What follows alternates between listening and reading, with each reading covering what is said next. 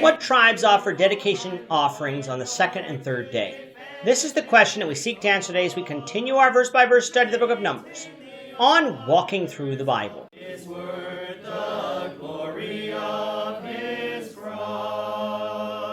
If you have a Bible with you, you can turn to Numbers chapter 7. We're going to be reading from verses 18 to 29. If you don't have a Bible, don't worry. Just follow along with us on the screen. The version that we'll be reading from is the New King James Version. So, Numbers chapter 7, beginning of verse 18. On the second day, Nathanael the son of Zuar, leader of Issachar, presented an offering. For his offering he offered 1 silver platter, the weight of which was 130 shekels, and 1 silver bowl of 70 shekels according to the shekel of the sanctuary, both of them full of fine flour mixed with oil as a grain offering, 1 gold pan of 10 shekels, full of incense, 1 young bull, 1 ram, and 1 male lamb in its first year as a burnt offering, 1 kid of the goats as a sin offering, and as the sacrifice of the peace offering, 2 oxen, 5 rams, 5 male goats, and 5 male lambs in their first year. This was the offering of Nathanael the son of Zuar. On the third day, Eliab the son of Helon, leader of the children of Zebulun, presented an offering.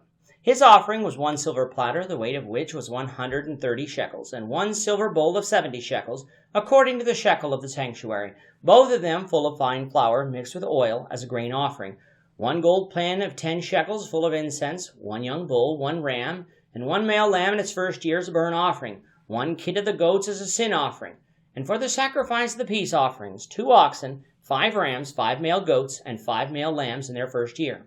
This was the offering of Eliab, the son of Helon. As I said in our last lesson, this chapter is going to get quite repetitive.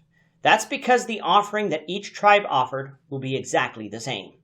That might make it tempting for us to either read the whole chapter, all 89 verses together, and discuss this once, or skip the repetitive verses entirely.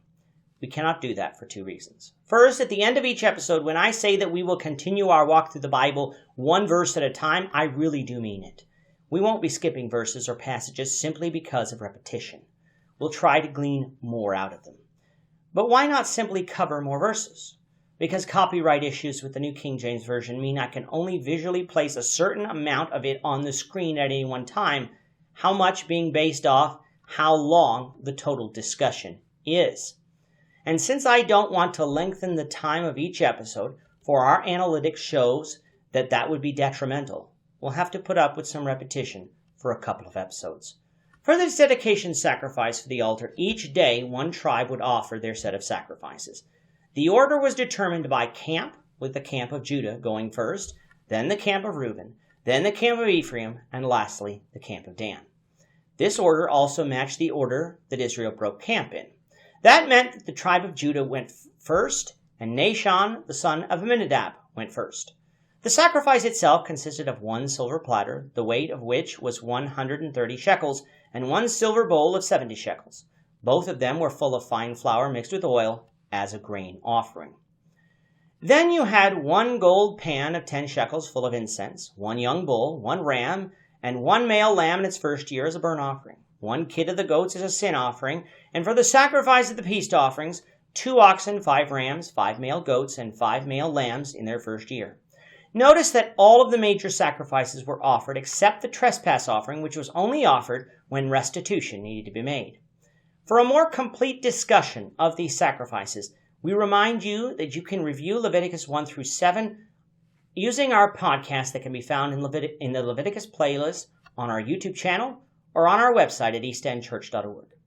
Just quickly though, if you recall, each of these sacrifices had different animals that could be offered. Some of them you had a choice to offer oxen, sheep, or goats, while others were more restrictive. When it came to the grain offering, there were many different ways that it could be prepared. Notice, though, that when it came to the burnt offering and the peace offering, the amount of animals was multiplied here, showing us that this was an occasion of joy to be able to offer these sacrifices to the Lord. However, for the sin offering, only 1 animal was sacrificed. This was not because sin was being minimized. It is most likely because the sin sacrifice should never bring joy. And so why multiply the animals being offered? Since even one did not remit one's sins, but merely obtained the promise that through the blood of Christ, that God would one day remit those sins entirely. With the tribe of Judah now done, the second and third days consisted of the rest of the camp of Judah, the camp of Issachar, and the camp of Zebulun. Nathanael the son of Zuar, leader of Issachar, offered their sacrifice, which was exactly the same, on the second day, while Eliab the son of Helon, leader of the children of Zebulun, offered their sacrifice on the third day. Now we might think, why would each tribe offer the same sacrifice? Because they were all equally thankful to God. There was no rivalry as to who could be more pleasing. They all of their free will offered their sacrifices, and God was pleased with it. We'll continue with this, the Lord willing, in the next lesson. With that, our time is up for today. The Lord willing, we hope you'll join us for tomorrow's discussion of Numbers chapter 7, verses 30 to 41, as we continue our walk through the Bible, one verse at a time. Thank you for watching today's episode. We hope that you found it edifying and ask that you not only subscribe to our channel and podcast, but that you like and share this episode among your friends, so that the saving gospel of Jesus Christ can go out to the whole world.